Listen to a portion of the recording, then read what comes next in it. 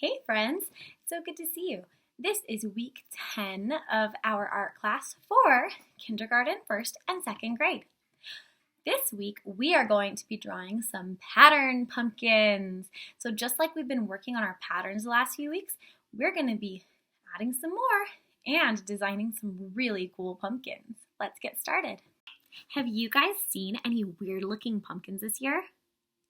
Sometimes people carve them and make them look really cool. Other times they just grow and look interesting all on their own. Have you guys ever seen pumpkins like this? Pumpkins can be grown in all different shapes and sizes, which makes them so fun for artists because they look bumpy or rough and they can have all kinds of cool textures. A texture is something that you can feel. For example, if you touch your hair, it might be soft or spiky or rough. If you touch your shirt, it might be smooth or fuzzy. If you touch the bottom of your shoe, it might be bumpy or rough. Those are all textures that you can feel with your hands. In art, visual texture is texture that you can see. So if I look at my picture of the wave, it actually looks like if I could touch it, it would be kind of bumpy. But it's just on a piece of fabric. So do you think it's actually bumpy? No, that's because it's texture that I can see with my eyes. One way of making a pumpkin look like it has a cool texture is by adding a bunch of patterns. That way it looks like it could be rough or bumpy. This is called visual texture. So it's something that you can see even if you can't feel it. We're going to be adding some visual texture to our pumpkins today. We're going to look at some artwork by an artist named Yayoi Kusama in order to get some ideas. Yayoi Kusama is a Japanese artist and she does some very interesting things. What do you notice about her artwork?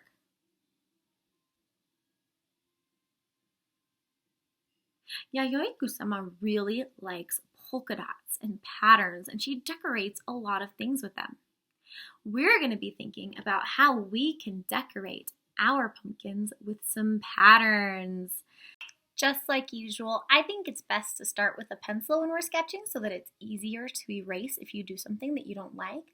But use any art materials that you have. And if you don't have any art materials, you can draw using Seesaw.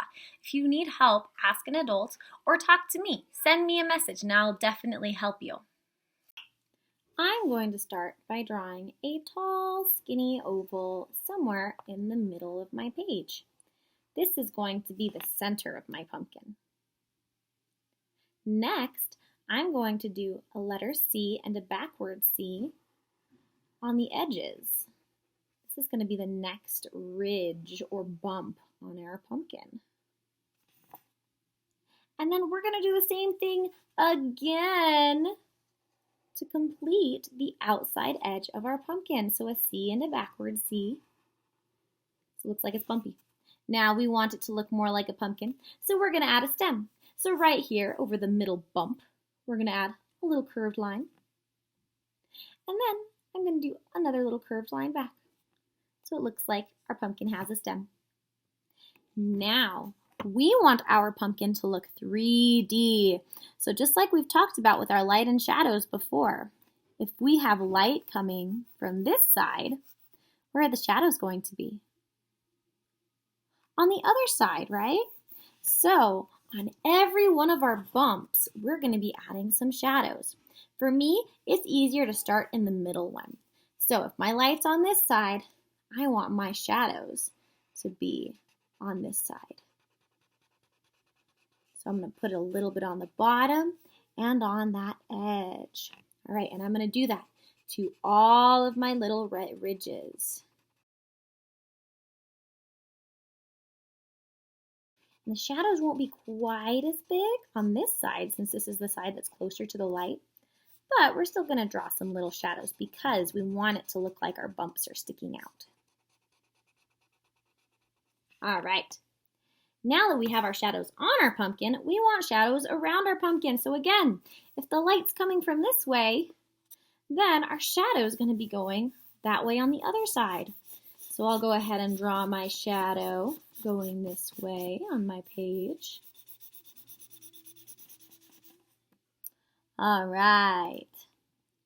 Now that I have my shadows, I'm ready to start adding my visual texture. Remember, a great way to draw visual texture is by adding a pattern. So for example, I can go in and add some curvy lines. Another way to add a visual texture is to add some circles. You guys can add whatever patterns you would like. I'm going to be a little extra, and I'm going to add little shadows on each of my circles so it looks like they're really bumpy.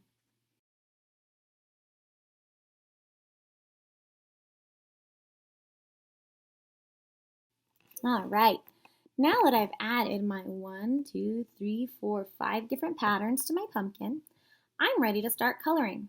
Remember, when you start coloring, you can make your pumpkin look even more 3D by pressing really hard where your shadows are going to be.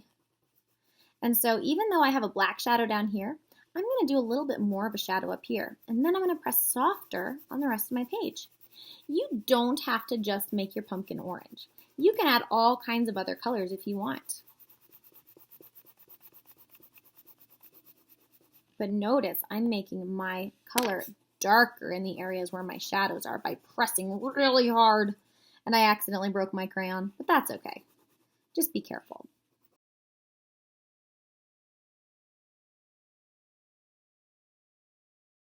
Once you draw your first pumpkin, you can go in and add other details in your picture. I'd like to see your whole picture colored if you can. Remember, you can add whatever details you would like. This is just an example. I don't expect you to draw your picture just like me. I think you will have awesome, unique art and awesome, unique ideas. That means your ideas are your own, and it's awesome to have different types of artwork. So if everyone's artwork looks a little bit different, it's a lot more interesting.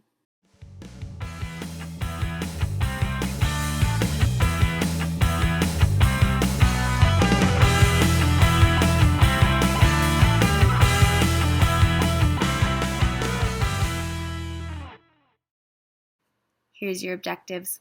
Number 1, I can draw a pumpkin using curved lines and fill each section with patterns, creating visual texture.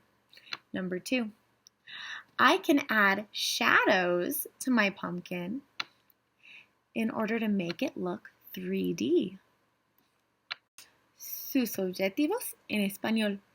Yo puedo dibujar la figura de una calabaza usando lineas curvas y llenar cada sección de mi calabaza con patrones, creando textura visual. Número 2. Yo puedo añadir sombras para mi calabaza, hacer para crear el efecto de 3D.